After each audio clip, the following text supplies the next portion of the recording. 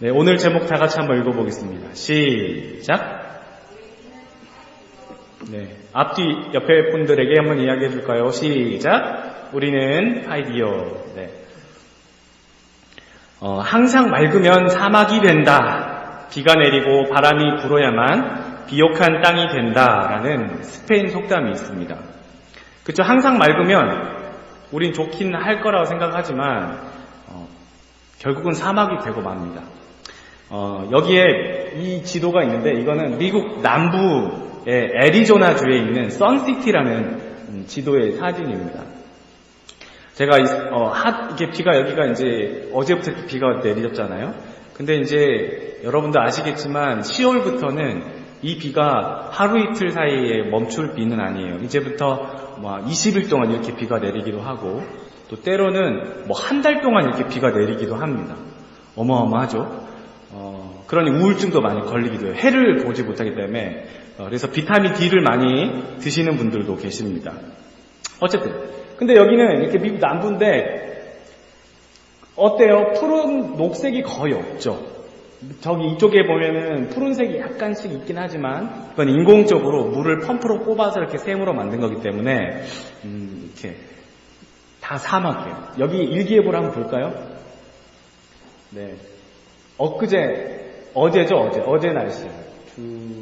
네, 41도, 40도, 40도. 네, 여기에 살던 분이 저희 집에 한번 놀러 온 적이 있는데 더워서 죽을 지경이라고 자동차의 그 뒤에 있는 브레이크 등 플라스틱으로 된 것들이 막 녹아내리고 거기는 가죽 시트가 거의 없어요. 거의가 아니고 아예 판매를 하지 않는다고요. 그냥 다 직물 시트. 왜냐하면 가죽 시트는 열 받으면 이제 사람이 딱 앉으면 엄청 뜨겁잖아요. 다 데이기 때문에 직물로만 만든대요. 더운 곳이 오후 3시 날씨 41도, 40도. 그러니까 치명적이죠. 그 땅속에 깊은 샘이 있으니까 물을 끌어올려서 그렇게 살아갑니다. 이게 맑은 날씨가 여러모로 좋긴 하지만 계속 맑은 날씨는 좋지 않다는 거예요. 이번 태풍으로 일본이 큰 피해를 입었다고 하죠. 여러분, 태풍은 이 인명과 재산에 큰 피해를 가져다 줍니다. 그런데 태풍이 없다면 공기와 물의 이동이 되지 않아요. 그래서 밑에 적도 부근에서 발생하는 그런 태풍들이 그쪽 밑에서부터 남쪽에서부터 저기 아래쪽에 있는 남극에서부터 있는 그 공기들을 북쪽으로 끌어올리질 못해요. 그리고 이쪽 북미 지역으로 비가 내리질 않아요. 그래서 이 태풍이라는 것 자체는 굉장히 우리 인간이 살아가는데 큰 도움을 줍니다. 또 바다도 마찬가지예요. 태풍이 불지 않으면 바다가 뒤집어지질 않아요. 태풍이 불 때 바다가 큰 물이 일어나서 막 10m, 15m나 되는 어마어마한 큰 파도들이 일어나야지 그 바닷물이 뒤집히면서 저 밑은 깊은 바다 속까지 산소가 그렇게 잘 들어간다고 해요. 그래서 풍어를 낳게 된다고 합니다. 물고기들이 많이 잘 살게 돼요. 플랑크톤도 잘 풍성히 건강하게 잘 자랐습니다. 태풍이라는 것은 단지 좋지 않은 피해를 준다라고 볼 것이 아니고 그것은 우리의 삶에 굉장히 큰 유익이 된다는 얘기예요. 자, 에드워드 기번이라는 사람이 이런 얘기를 했습니다. 바람과 파도는 항상 가장 유능한 항해사의 편에 선다라는 말이 있어요. 여러분, 배를 모는 그 선장이 이 파도에 약하면 항해를 잘 할 수 있겠어요? 여러분이 저 배를 탔는데 바람이 좀 불고 파도가 치면 겁이 나가지고 덜덜덜 떨면서 어떻게 해야 될지를 모른다면 어떻게 하겠어요? 파도를 만나고 태풍을 만난 항해사, 그 선장은 정말 유능한 선장이 된다는 거예요. 자, 또 항구에 닻을 내리고 있는 배는 안전하다. 하지만 그것의 배의 존재 이유는 아니다라고 존 셰드라는 분이 이런 말을 했습니다. 그렇죠. 이 배는 제일 안전할 때는 항구에 묶여 있을 때예요.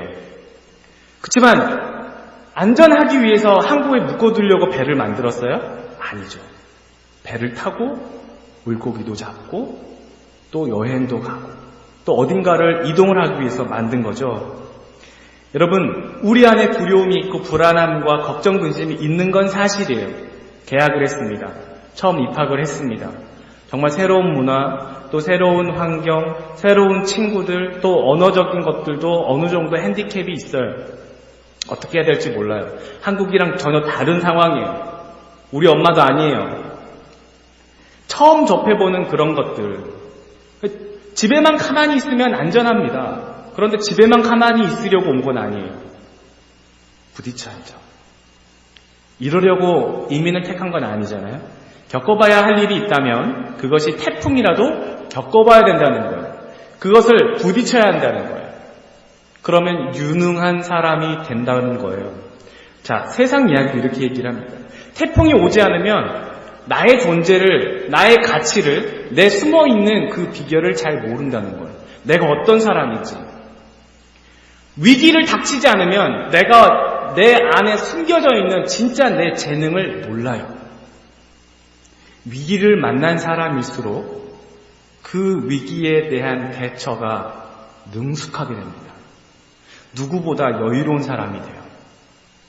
자, 그런데 제가 하고 싶은 얘기는 뭐냐면 그 태풍을 만났을 때 내가 예수를 잘 믿는 사람인지 아닌지도 알게 돼요. 어려움을 겪을 때 무엇을 제일 먼저 찾는지를 금방 발견하게 됩니다.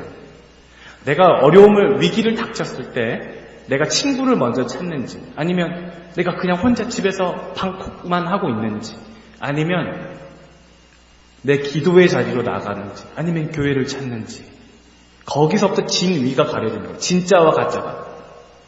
흔히들 그런 어려움의 상황에서 여러분이 듣게 될 설교 말씀은 어떤 것들이냐면, 여러분 강인한 마음으로 뚫고 헤쳐나시기를 바랍니다. 스스로의 긍정적인 생각을 갖기를 바라고 나는 잘할 것이라, 나는 이길 수 있다는 믿음을 가지시기를 바랍니다. 열심히 믿으십시오. 신앙생활 열심히 하십시오. 대부분 이렇게 설교를 합니다. 그런데 성경이 하시는 말씀이 뭐냐면, 넌 그 태풍 이길 수 없어. 그 태풍 때문에 나를 의지해야 돼 라는 거예요. 그 어려움 때문에 나를 더 찾게 될 거야. 내가 없으면 아무 소용이 없어라는 거예요. 여러분들이 이 타국까지 와서 여러분들이 그 결정 가운데는 하나님의 크신 계획이 있고 섭리가 있어요. 그런데 그 섭리를 그냥 내 결정이다라고 생각하면 부족한 점들이 한두 가지가 아니에요. 우연은 없거든요. 여러분, 진리 앞에서는 고개를 숙이게 됩니다.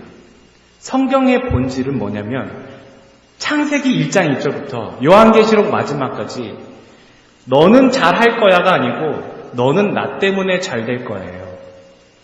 그게 성경이 우리에게 하시는 말씀이에요. 너는 잘할 거야가 아니에요. 너는 나 때문에 잘 될 거야. 형통은 뭐예요? 하나님이 계셔야 형통이에요. 그렇죠? 아멘이죠? 예수님이 필요하지 않다면 나 자신을 믿는 거거든요. 그건 하나님을 빙자해서 내 자신을 합리화하는 거예요. 그게 우상숭배라는 죄죠. 나를 믿는 거예요. 교회를 다니면서 나를 믿는 죄를 너무 짓는 사람들이 많아요. 네 노력으로 되지 않아. 그래서 내가 필요한 거야. 주님은 항상 그 얘기를 하시는 거예요. 많은 선지자들을 보내셨고 예수께서 오셨고 보혜사 성령을 보내신 이유는 너로 안 돼. 내가 있어야 돼. 나에게로 와. 늘 하시는 말씀. 왜 나는 참 포도나무야 내 아버지는 농부에 너희는 가지라고 왜 그 얘기를 하시는 거예요? 영양분이 어디서 나온다는 얘기예요.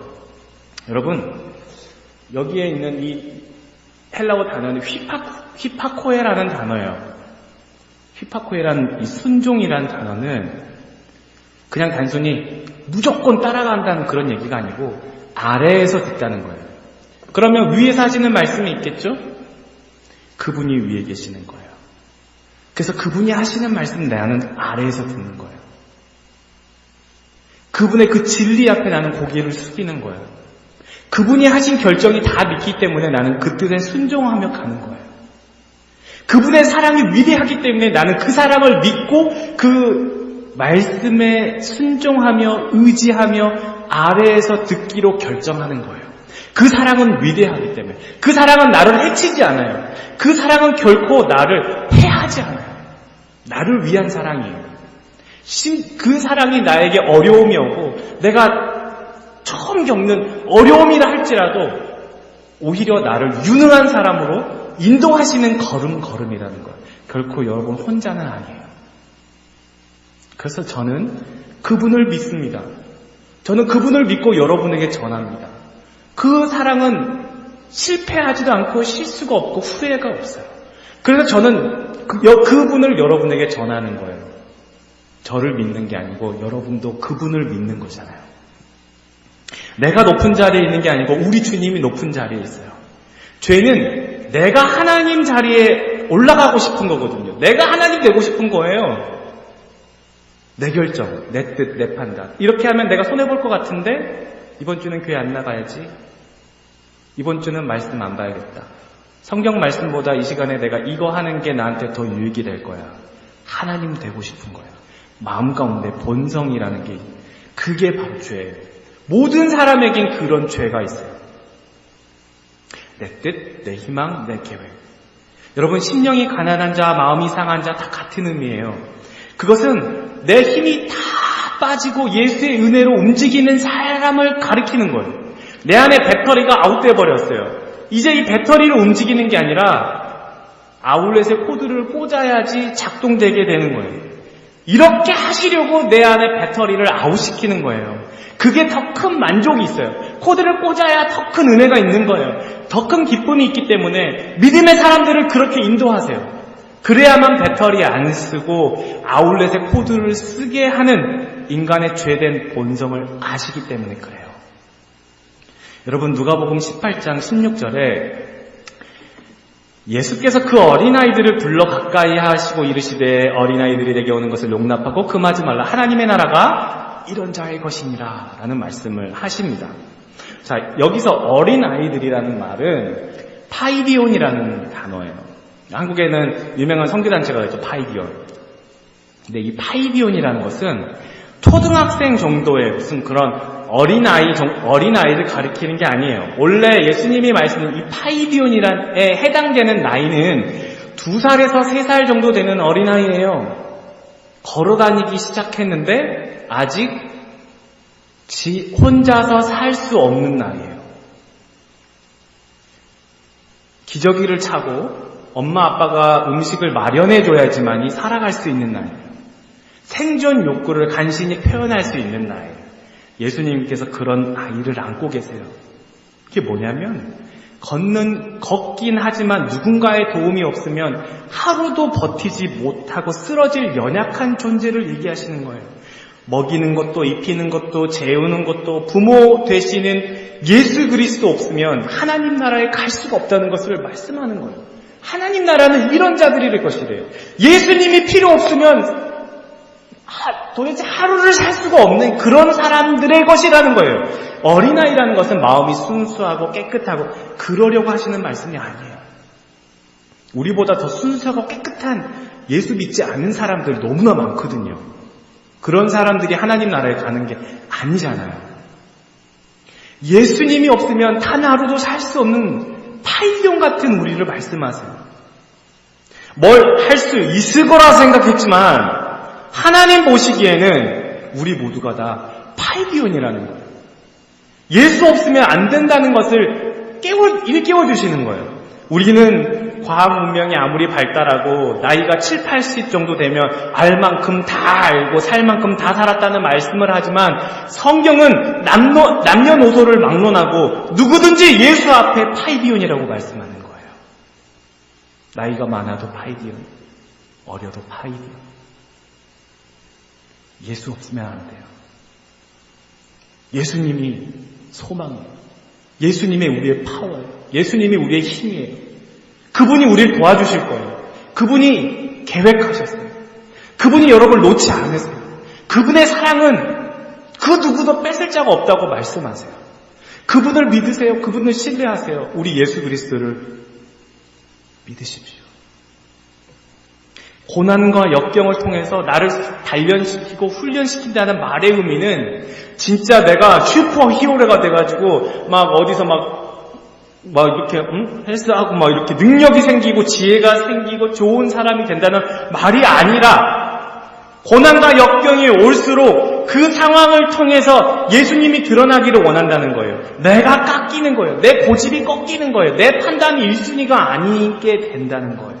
그걸 깨닫게 되는 거예요.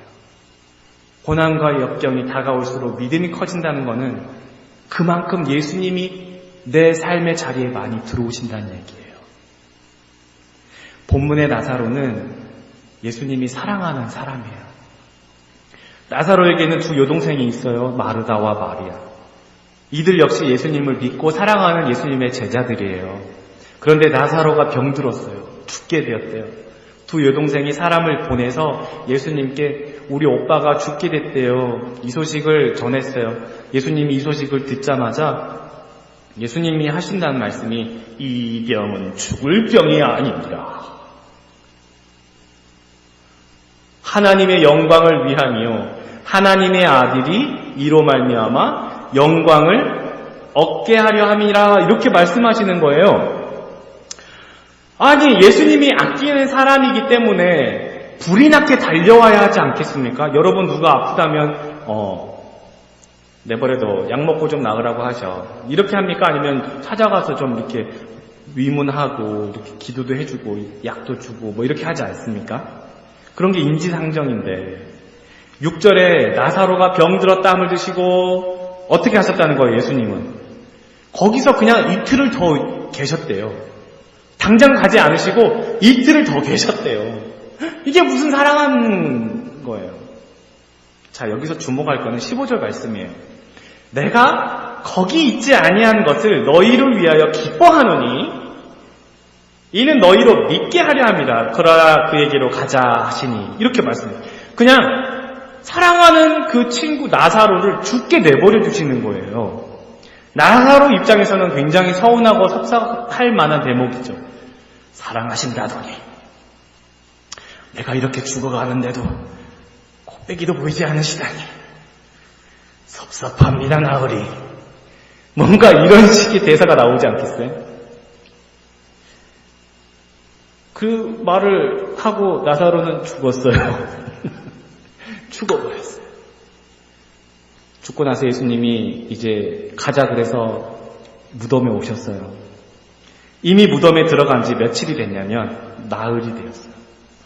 죽은 지 나흘이 됐으면 이건 3일만 지나도 확실히 죽었다는 건데 나흘이 지났다는 거는 진짜 완전히 이건 더 이상 살아날 가망성이 없다는 것을 말하는 거예요. 요한복음에 숫자가 나타나는 것은 특별한 상징을 얘기하거든요. 이건 의미가 없는, 이거는 완전 가망성이 없는 거예요. 근데 나흘이 됐더니 예수님이 마을 앞에 오셨다는 소식을 듣고 마르다가 예수님을 마중을 나갑니다. 주님, 여기 계셨더라면 제 오빠가 죽지 않았을 거예요.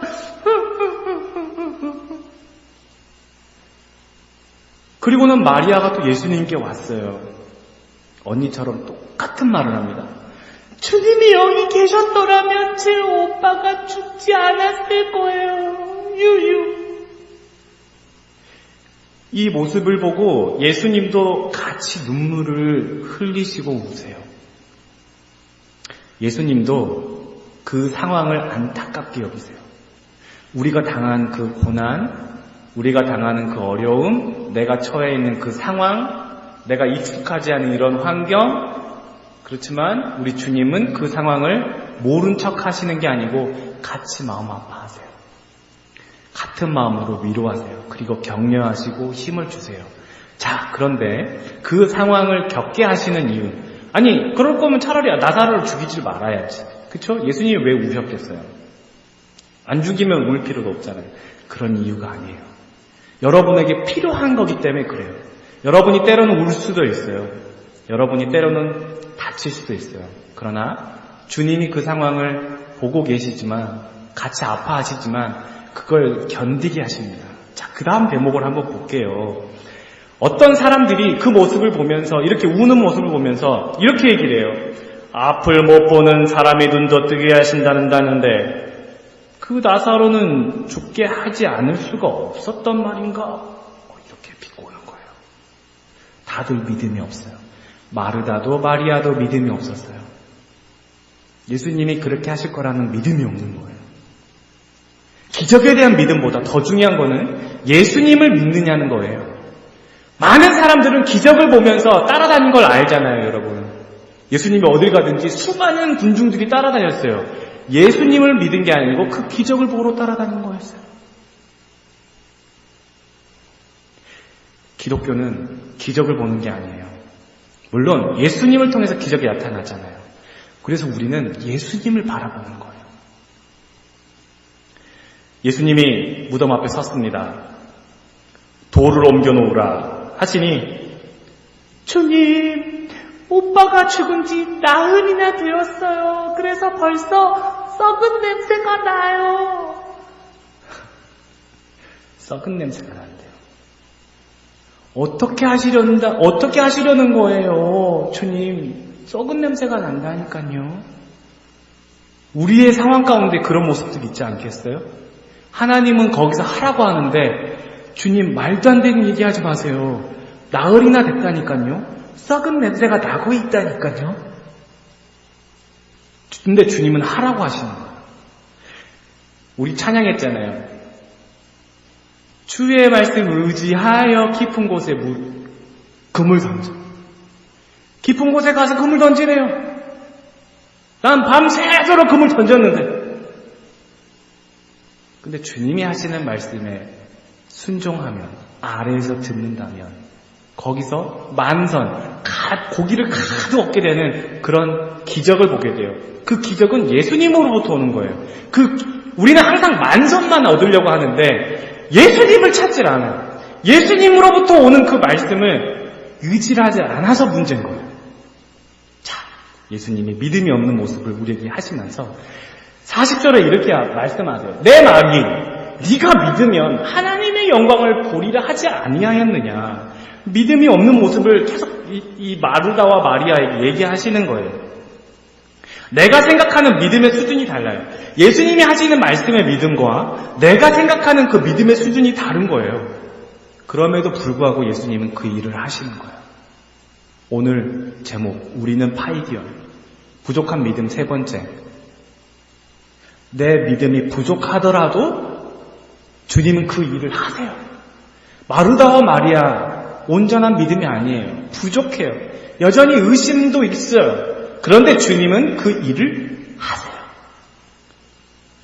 둘러선 무리를 위함이니 곧 아버지께서 나를 보내신 것은 그들로 믿게 하려 함이니라. 여러분, 우리가 다칠 때도 있어요. 우리가 울 때도 있어요. 우리가 정말 외로워할 때도 있어요. 뭔가 일을 계획한 대로 되지 않고 틀어질 때도 있어요. 비자를 쉽게 못 받을 때도 있어요. 그런데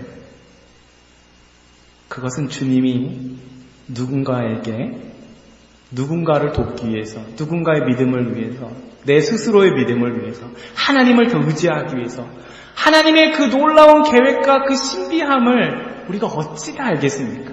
살아가다 보면 그래서 주님이 그렇게 하셨구나.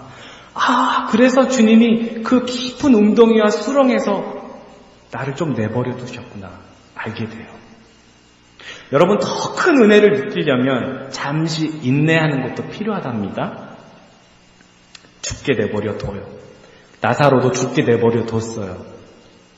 그런 고난과 어려움을 겪게 합니다. 고난과 어려움을 겪어도 그 믿음이 완벽해지지 않지만 주님이 그 일을 하신다는 것이 중요한 포인트예요. 죽은 나사로가 자기 혼자 살아난 게 아니잖아요. 주님이 하세요. 누군가에게는 예수 믿게 하시려고 주님이 그 일을 하세요. 죽은 나사로를 살리세요. 나사로야, 나오너라. 나사로가 저렇게 붕대를 칭칭 감고 수족을 동에 베인 채 얼굴도 이렇게 감싼 채 나왔다고 성경에 말씀합니다. 예수님이 찾아오셔야만 이런 일이 있다는 거예요. 우리에게 그 일을 허락하신다는 거예요. 예수님만이 하신다는 것을 말씀하세요. 우리에게 능력이 없음을 알아야 돼요. 복음은 예수님 없으면 나는 아무것도 아니라는 걸 아는 것이 핵심이에요. 복음은 예수 없이 살아가는 것 자체가 의미 없다는 것을 말씀하세요. 그분이 우리의 체질을 아시는 것은 단지 내가 먼지뿐임을 알게 하시려는 거예요. 우리는 아담이거든요. 아담이라는 히브리어 자체는 흙이라는 뜻이에요. 흙. 내가 너를 흙으로 빚었다. 너의 이름을 아담으로 하겠다라고 말씀하실 때 한글로 흙이고 아담이고 하지만 히브리어 성경에는 전부 다 아담이에요. 아담아. 그래서 네 이름은 흙이야. 내가 너를 흙으로 빚었기 때문이야. 먼지로 돌아가는 거예요. 우리의 모든 체질을 아시죠? 여러분 모두가 다 아담이에요. 우린 흙이에요. 흙일 뿐이에요. 예수 없으면 우리는 아무 의미가 없어요. 주님이 하십니다. 복음은 예수 앞에 파이디온이 되는 거예요. 늘 예수님을 의지하는 거예요. 먹고 사는 것, 입고 사는 것, 쓰고 사는 것, 공부하면서 하는 것 예수님이 도우실 거예요. 아래에서 듣는 겁니다. 예수가 왕이에요. 예수가 주인이에요. 그분이 나를 살리실 거예요. 스가랴 4장 6절 말씀, 만군의 여호와께서 말씀하시되 이는 힘으로도 되지 아니하며 능력으로 되지 아니하고 오직 나의 영으로 되느니라 라고 말씀합니다. 오직 예수 그리스도께서 오직 예수의 영으로만 돼요. 주님이 하시는 거예요. 우리 힘으로 능력으로 아니에요. 주님은 우리가 파이디온이라는 걸 깨닫게 하시는 거예요. 늘 예수를 의지하고 그분으로부터 오는 그 생수를 마시며 살아가는 거. 태풍이 오듯 고난과 어려움을 주님이 뒤집으실 거예요. 그러면 나는 슈퍼히어로처럼 더 큰 힘과 능력이 생기는 것이 아니라 더 크게 예수님을 믿는 마음이 생깁니다. 시시때때로 주님과 깊은 교제를 나눈 사람으로 가요. 주님, 이럴 때는 어떻게 합니까? 주님, 외롭습니다. 주님, 결정하기가 힘듭니다. 주님, 지혜를 주십시오. 이렇게 기도를 했어요. 근데 더 결정적인 건 응답이 없어요. 그게 우리를 힘들게 하잖아요. 기다리세요. 주님이 상황을 바꾸든지 누군가를 붙여주든지 아니면 나에게 어떤 말씀으로 하시든지 주님은 반드시 여러분에게 응답하십니다. 기다리는 것도 응답이에요. 기다리는 것도. 주님 앞에 잠잠히 시시로 그분께 기다리면서 주님 어떻게 할까요? 그러면 주님이 그 일을 하십니다. 그 상황을 뒤집을 수도 있고 안 뒤집을 수도 있지만 누군가를 통해서 붙여주실 거예요. 좋은 친구를 만나든지 좋은 교수님을 만난다든지 좋은 말씀을 듣는다든지 기도의 동역자가 생긴다든지 주님이 그 일을 하실 거예요. 힘내십시오. 오늘 그가 놀라운 일을 하시는 것을 보라. 주의 말씀 의지하여 깊은 곳에 그물을 던집니다. 내가 늘 던져봤는데 거기는 고기가 없었는데 주님 말씀하시니 내가 다시 가서 그물을 던져보겠습니다. 부족함을 아는 것, 파이디온. 내가 파이디온이라는 것을 아는 것, 그것이 복음이에요. 그러기에 더욱 주님을 찾는 저 여러분 되시기를 예수님의 이름으로 축원합니다. 기도하겠습니다.